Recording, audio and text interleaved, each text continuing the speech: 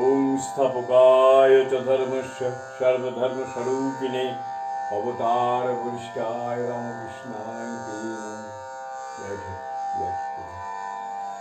আজ শ্রী শ্রী রামকৃষ্ণ কথামৃত পাঠ গতকালের পরের দিন থেকে শুরু করছি। নরেন্দ্রকে মগ্ন হইয়া ধ্যানের উপদেশ।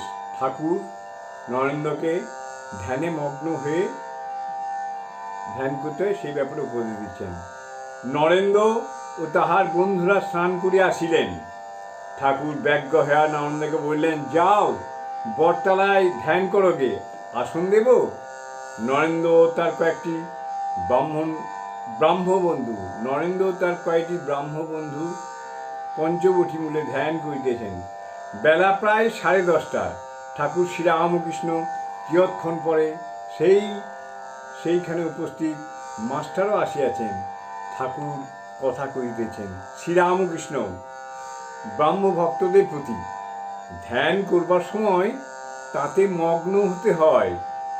তার উপর ফাসলে কি জলে নিচে রত্ন পাওয়া যায়? এই কথা বলেই ঠাকুর গান ধরছেন।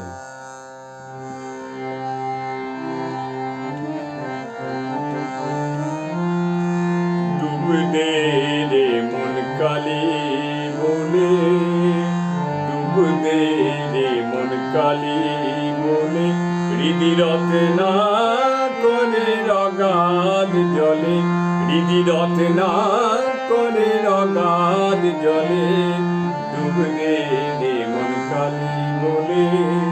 রত্নাকর নয় শূন্য কখন, দু চার ডুবে ধন না পেলে।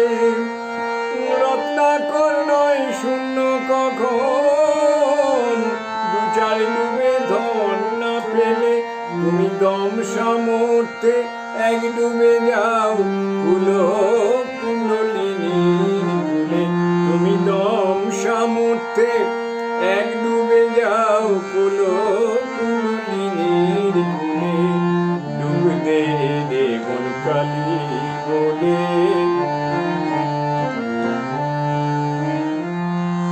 জ্ঞান সমুদ্রের মাঝে রে মন, শান্তি রূপা মুক্তা ফলে।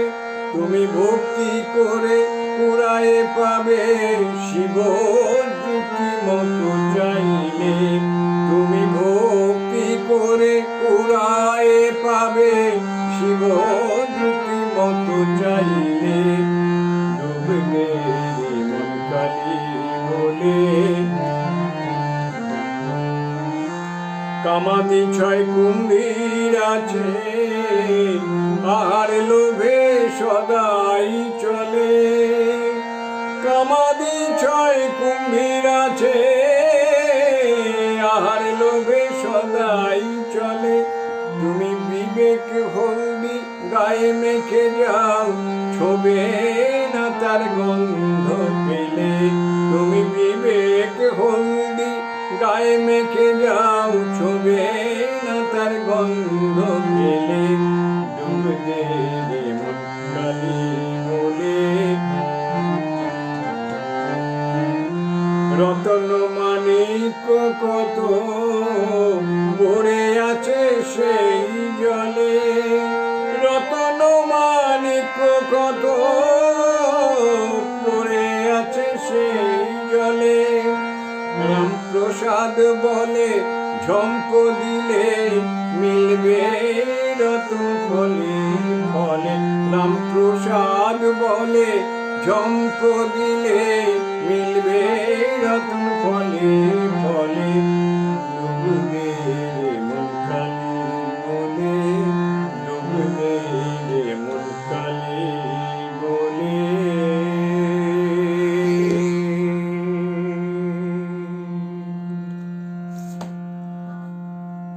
ব্রাহ্ম সমাজ, বক্তৃতা ও সমাজ সংস্কার। আগে ঈশ্বর লাভ, পরে লোকশিক্ষা। আগে ঈশ্বর লাভ করে পরে লোকশিক্ষা প্রদান করতে হয়। নরেন্দ্র ও তাহার বন্ধুগণ পঞ্চবটীর চাতাল হইতে অবতরণ করিলেন ও ঠাকুরের কাছে আসিয়া দাঁড়াইলেন। ঠাকুর দক্ষিণাস্য হইয়া নিজের ঘরের দিকে তাহাদের সহিত কথা কইতে কইতে আসিতেছেন। ঠাকুর বলিতেছেন, ডুব দিলে কুমির ধরতে পারে, কিন্তু হলুদ মাগলে কুমির ছই না। হৃদি রত্নাকরের অগাধ জলে কামাদি 6টি কুমির আছে, কিন্তু বিবেক বৈরাগ্য রূপ হলুদ মাগলে তারা আর তোমাকে ছোবে না। পাণ্ডিত্য কি লেকচার কি হবে যদি বিবেক বৈরাগ্য না আসে? পাণ্ডিত্যই বা কি হবে, লেকচারই বা কি হবে যদি বিবেক বৈরাগ্য না আসে? ঈশ্বর সত্য আর সব অনিত্য, তিনিই বস্তু আর সব অবস্তু, এর নাম হচ্ছে বিবেক। তাকে হৃদয় মন্দিরে আগে প্রতিষ্ঠা করো। বক্তৃতা, লেকচার, তারপর ইচ্ছা হয়তো করো। আগে হৃদয় মন্দিরকে আগে প্রতিষ্ঠা করতে হবে, তারপর বক্তৃতা, লেকচার করলেও করতে পারো। শুধু ব্রহ্ম বললে কি হবে যদি বিবেক বৈরাগ্য না থাকে? ও তো ফাঁকা শঙ্খধ্বনি। এই বলে ঠাকুর একটি গল্প করলেন। এক গ্রামে পদ্মলোচন বলে এক ছোকরা ছিল। লোকে তাকে পদো বলে ডাকত। গ্রামে একটি পোড়া মন্দির ছিল, ভিতরে ঠাকুর বিগ্রহ নাই। মন্দিরের গায়ে অশ্বত্থ গাছ, অন্যান্য গাছপালা হয়েছে। মন্দিরের ভিতরে চামচিকা বাসা করেছে। মেঝেতে ধুলাও চামচিকার বিষ্ঠা। মন্দিরের লোকজনের আর যাতায়াত নাই। একদিন সন্ধ্যার কিছু পরে গ্রামের লোকেরা শঙ্খধ্বনি শুনতে পেল। মন্দিরের দিক থেকে শঙ্খ বাজছে ভোঁ ভোঁ করে। গ্রামের লোকেরা মনে করলে হয়তো ঠাকুর প্রতিষ্ঠা কেউ করেছে। সন্ধ্যার পর আরতি হচ্ছে। ছেলে, বুড়ো, পুরুষ, মেয়ে সকলে দৌড়ে দৌড়ে মন্দিরের সম্মুখে গিয়ে উপস্থিত। ঠাকুর দর্শন করবে আর আরতি দেখবে। তাদের মধ্যে একজন মন্দিরের দ্বার আস্তে আস্তে খুলে দেখে পদ্মলোচন একপাশে দাঁড়িয়ে ভো ভো শাঁখ বাজাচ্ছে।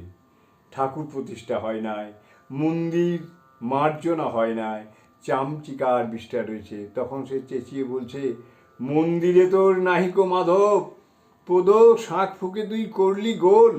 তাই চামচিকে 11 জনা দিবানিশি দিচ্ছে হানা। যদি হৃদয় মন্দিরে মাধব প্রতিষ্ঠা করতে চাও, যদি ভগবানকে লাভ করতে চাও, শুধু ভোঁ ভোঁ করে শাঁখ ফুকলে কি হবে? আগে চিত্ত শুদ্ধি, মন শুদ্ধ হলে ভগবান পবিত্র আসনে এসে বসবেন। চামচিকার বিষ্ঠা থাকলে মাধবকে আনা যায় না। 11 জন চামচিকা, 11 ইন্দ্রিয়, 5 জ্ঞানেন্দ্রিয়, 5 কর্মেন্দ্রিয় আর মন। আগে মাধব প্রতিষ্ঠা, তারপর ইচ্ছা হয় বক্তৃতা, লেকচার দিও। আগে ডুব দাও, ডুব দিয়ে রত্ন তোলো, তারপর অন্য কাজ। কেউ ডুব দিতে চায় না। সাধন নাই, ভজন নাই, বিবেক বৈরাগ্য নাই। 2-4টে কথা শিখেই অমনি লেকচার। লোকশিক্ষা দেওয়া কঠিন। ভগবানকে দর্শনের পর যদি কেউ তার আদেশ পায়, তাহলে লোকশিক্ষা দিতে পারে। শ্রীরামকৃষ্ণ গম্ভীর স্বরে অমন স্ত্রী ত্যাগ করবে। মণি জিজ্ঞেস করেছিল রামকৃষ্ণকে, স্ত্রী যদি বলে আমায় দেখছো না, আমি আত্মহত্যা করবো, তাহলে কি করব? সেই উত্তরে রামকৃষ্ণ বলেছিলেন গম্ভীর স্বরে, অমন স্ত্রী ত্যাগ করবে যে ঈশ্বরের পথে বিঘ্ন করে। আত্মহত্যাই করুক আর যাই করুক, যে ঈশ্বরের পথে বিঘ্ন দেয় সে অবিদ্যা স্ত্রী। গভীর চিন্তা নিমগ্ন হইয়া মণি দেওয়ালে ঠেসান দিয়ে এক পাশে দাঁড়ায় রহিলেন। নরেন্দ্রাদি ভক্তগণ ক্ষণকাল অবাক হইয়া রহিলেন। ঠাকুর তাহাদের সহিত একটু কথা কইতেছেন। হঠাৎ মণির কাছে আসিয়া একান্তে আস্তে আস্তে বলতেছেন, কিন্তু যার ঈশ্বরের আন্তরিক ভক্তি আছে তার সকলেই বসে আসে, রাজা, দুষ্টু লোক, স্ত্রী ইত্যাদি। ঈশ্বরে আন্তরিক ভক্তি থাকলে পরে সকলেই বসে আসে, রাজা হোক, দুষ্টু লোক হোক, স্ত্রী হোক। নিজের আন্তরিক ভক্তি থাকলে স্ত্রীও কমে ঈশ্বরের পথে যেতে পারে। নিজে ভালো হলে ঈশ্বরের ইচ্ছাতে সেও ভালো হতে পারে। মনির চিন্তাগ্নিতে জল পড়িল। তিনি এতক্ষণ ভাবিতেছিলেন, আত্মহত্যা করে করুক, আমি কি করব। মণি শ্রীরামকৃষ্ণের প্রতি সংসারে বড় ভয়। শ্রীরামকৃষ্ণ মণিও নরেন্দ্রবাবুর প্রতি। তাই চৈতন্যদেব বলেছিলেন, শুনো শুনো নিত্যানন্দ, ভাই সংসারী জীবের কভু গতি নাই। নিত্যানন্দ, শুনো শুনো নিত্যানন্দ ভাই, সংসারী জীবের কভু গতি নাই। মনির প্রতি একান্তে একদিন বলিয়াছিলেন, ঈশ্বরেতে শুদ্ধা ভক্তি যদি না হয় তাহলে কোনো গতি নাই। কেউ যদি ঈশ্বর লাভ করে সংসারে থাকে তার কোনো ভয় নাই। নির্জনে মাঝে মাঝে সাধন করে কেউ যদি শুদ্ধা ভক্তি লাভ করতে পারে, সংসারে থাকলে তার কোনো ভয় নাই। চৈতন্যদেবের সংসারী ভক্ত ছিল, তারা সংসারে নামমাত্র থাকতো, অনাসক্ত হয়ে থাকতো। ঠাকুরদের ভোগারতি হইয়া গেল, অমনি নহবত বাজিতে লাগিল। এইবার তাহারা বিশ্রাম করিবেন। ঠাকুর শ্রীরামকৃষ্ণ আহারে বসিলেন। নরেন্দ্রাদি ভক্তগণ আজও ঠাকুরের কাছে প্রসাদ পাইবেন। জয় ঠাকুর, জয় ঠাকুর।